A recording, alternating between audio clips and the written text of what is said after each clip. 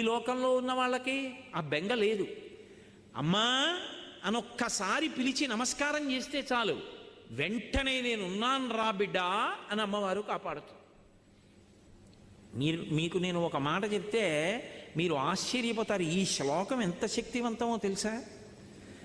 మీరు తప్పించుకోలేనంత పెద్ద ఉపద్రవం వెంట తరిమేస్తుంటే వెనకాతల ఏం చెయ్యాలో తెలియనప్పుడు ఈ శ్లోకం జరిగితే చాలా రక్షిస్తుంది అమ్మవారు.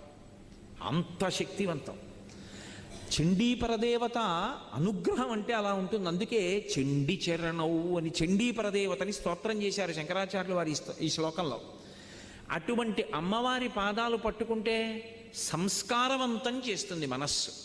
ఇక్కడ మీరు నన్ను ఒక ప్రశ్న అడగచ్చు, ఏమండి ఒకవేళ అసలు కోర్కెల మీద వ్యామోహం పోక, అసలు వ్యామోహం అనేటటువంటిది పోతే కదండి ధర్మబద్ధం చేసుకుందామన్న కోరిక. ఆయన అలా చెప్పారు.